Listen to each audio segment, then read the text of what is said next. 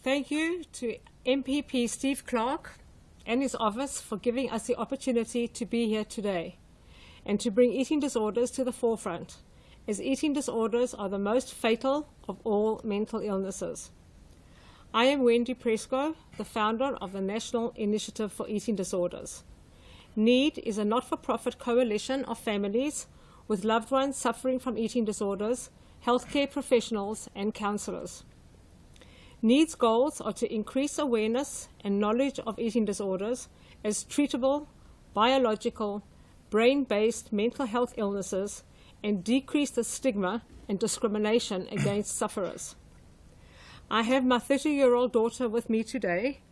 Amy has been suffering with anorexia and bulimia for over half her life, and I'd like now to ask her to read a poem she has written about this devastating illness. My eating disorder is not. It's not a diet, nor a lifestyle, or a senseless teenage phase. It's not stupid, it's not silly, nor the latest weight loss craze. It's not a passion, not a hobby, and it is not a twisted game. It's fatal, yes, it's deadly. It's an illness of the brain. It's not fun, and it's not funny, not intentional, not a choice. It kills you slowly every day and overtakes your voice. It's not my fault, it's not intentional, not some spiteful sleight of hand. It's an anxiety-driven, fear-based disease that too few understand. It's not a joke and it's not selfish.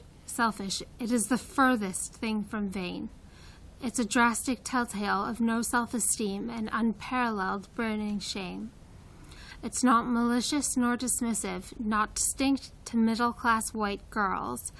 It's a disease like any other, ensnaring every age, class, race around the world. It's not uncommon. It's not weird. It dates back centuries, nothing new. It's the single most fatal mental illness, which all statistics prove to be true. Telling an anorexic to just eat is like expecting a deaf person to just talk. Telling a binge eater to just stop is like demanding a paraplegic to just walk. Telling a bulimic to just eat normally is cruel, ignorant, and frustrating. Telling an exercise addict to just sit down is like telling a schizophrenic to just stop hallucinating. This illness is biological and genetic. It's like cancer of mind and thought. It doesn't come from nowhere. You are either born susceptible or not. If you think this is ridiculous of a phase or that we'd be fine if we just tried, then explain to me the shocking rate of sufferers committing suicide. If eating disorders were just a stupid choice, or if you think that we're just lying, then why are millions desperate for help while millions more are dying?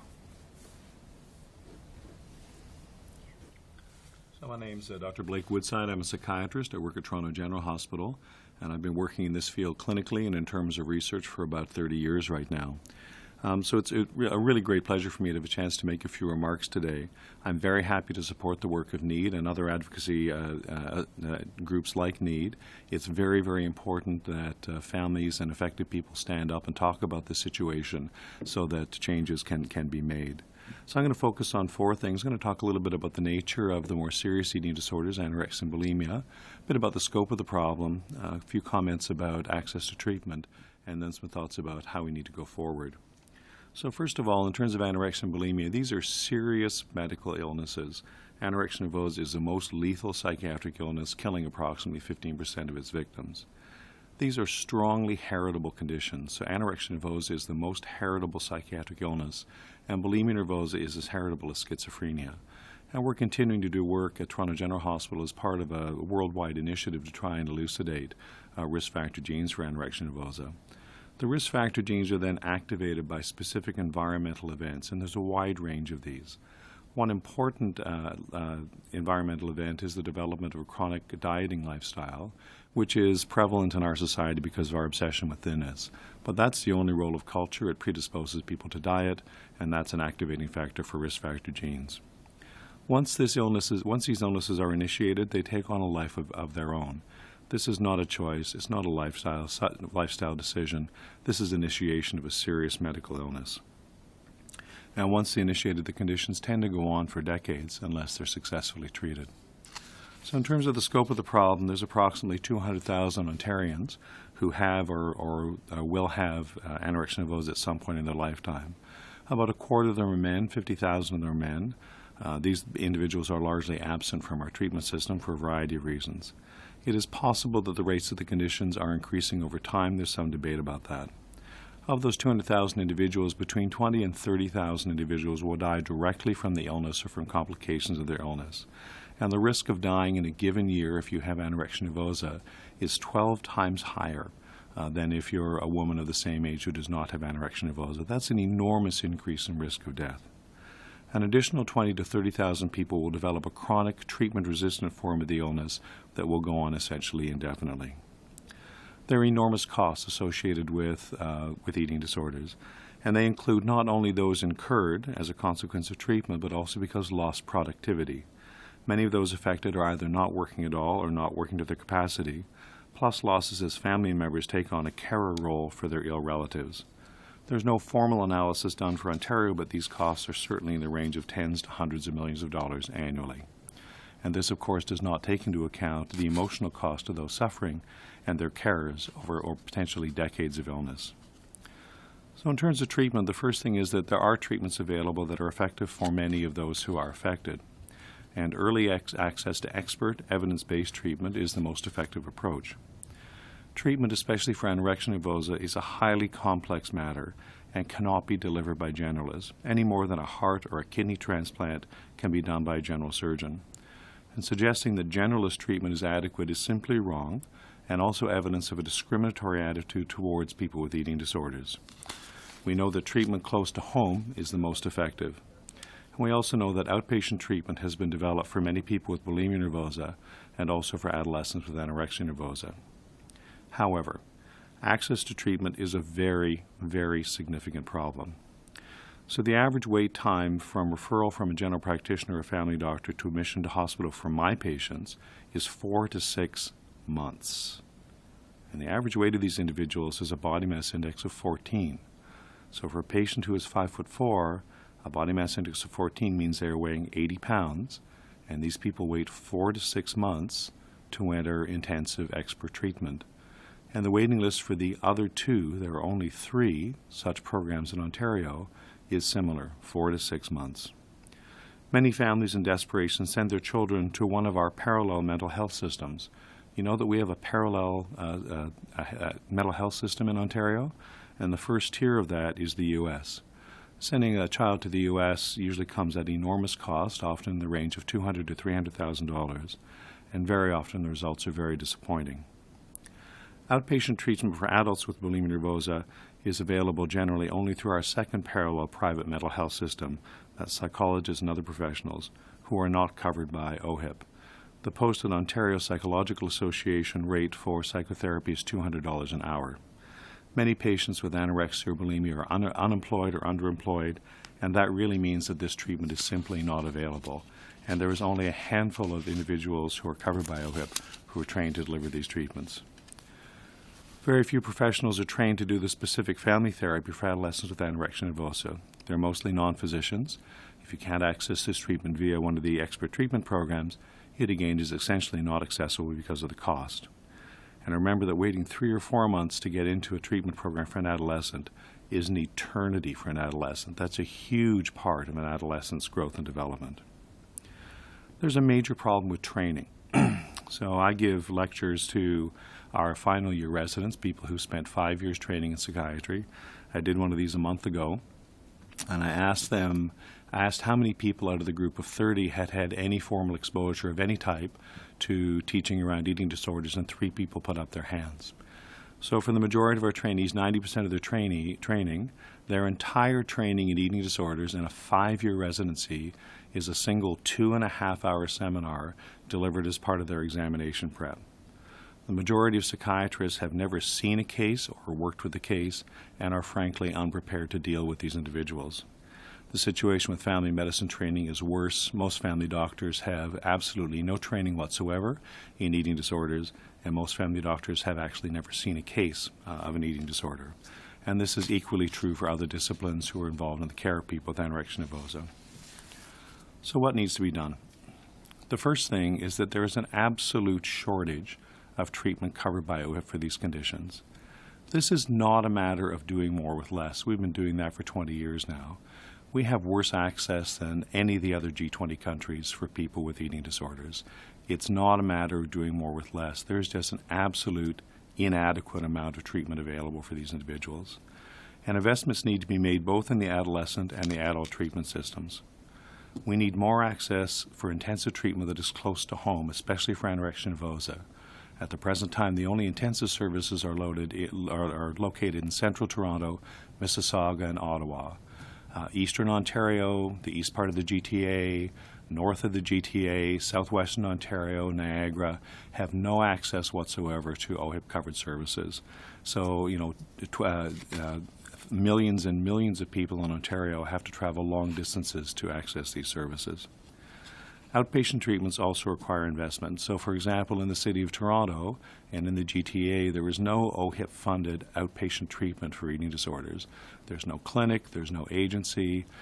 The places where there are intensive treatments are funded only to do the intensive treatment. So there's nowhere you can go to get a course of cognitive behavioral therapy for bulimia that is covered by OHIP. So essentially what we're doing is diverting very, very sick people out of the OHIP system into the parallel private mental health system. And remember, we're a country that prides itself on not having a parallel private system, except that in mental health we do, a very significant parallel private system. And that needs to stop because this wouldn't be tolerated in any other area of healthcare. Training for mental health professionals needs to be improved to at least allow for detection of cases and for some basic knowledge about appropriate treatment to be obtained. Training for family practice needs to include information about identification and medical monitoring because those are the most common things that family doctors do. There's an urgent need for the development of new treatments, especially for the more severe forms of the illnesses. While our current treatments are appropriate for many, they do not address all need, and not everybody can benefit from our current treatments. And in Toronto, we're at the forefront of such development, having invented several novel treatments, especially for more severe forms of the illnesses. However, the ongoing development of these treatments is hamstrung by a lack of research support and a lack of philanthropy for that matter. Canadian granting agencies are not particularly interested in eating disorders, and there's no national strategy for these most severe conditions. There's an urgent need for more information about things like bed usage, emergency room visits, to estimate the actual demand for services and what we're actually spending now in a system that is frankly quite broken. Thank you for your attention. I'd be happy to take questions later. In recognition of the gaps in current healthcare services, delays in treatment, lack of funding, inadequate information, and education in all levels of government, healthcare professionals, schools, and the public, NIED's ultimate goal is to instill immediate action and change. We are the voice of families of sufferers who are paralyzed with depression, anxiety, and other comorbid and concurrent diagnoses. Over the long term, NIED is committed to ensure eating disorders are acknowledged and included in mental health discussions and policies, mental health organizations, programs, decisions, campaigns, and agendas. We are advocating to gain the same respect, support, treatment, funding, research, and parity as every other physical and mental illness in Ontario and in Canada. NIED's ongoing networking and communication with influential mental health organizations has enabled NIED to finally bring eating disorders to discussion tables. These organizations include the Canadian Mental Health Association, the Mental Health Commission of Canada, the Canadian Depression Research Intervention Network, Mood Disorder Society of Canada, and the Canadian Alliance for Mental Illness and Mental Health. Consider this.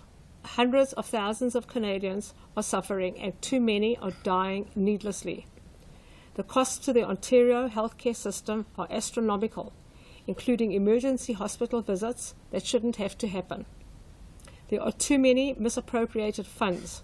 We are sending our loved ones out of country for treatment when they should be getting their treatment here in Ontario.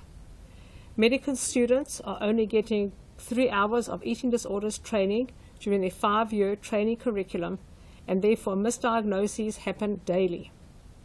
Of the 4,100 psychiatrists in Canada, only 12 specialize in treating eating disorders. There is so much work that must be done, as the numbers of those suffering in Canada is not diminishing but growing.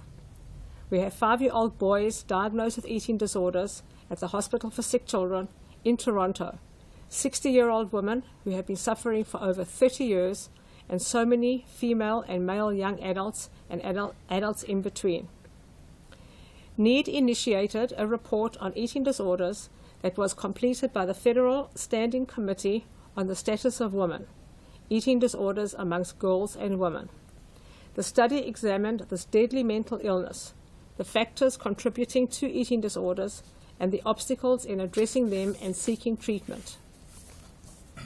Of the 25 recommendations published, 16 involve the provinces and territories. To date, we are not aware of Ontario acting on any of these 16 recommendations. Coming out of the recommendations, we have our 3 primary asks. Our asks to the provincial government: number 1, funding to improve training of physicians and other professionals in the assessment and treatment of eating disorders. Number 2, funding and a commitment for this province and every other province to have specialized eating disorder programs that offer inpatient and outpatient services. This includes expanding existing programs to either add inpatient beds to programs that only offer outpatient services, or adding day treatment programs or outpatient services to those that don't currently have them.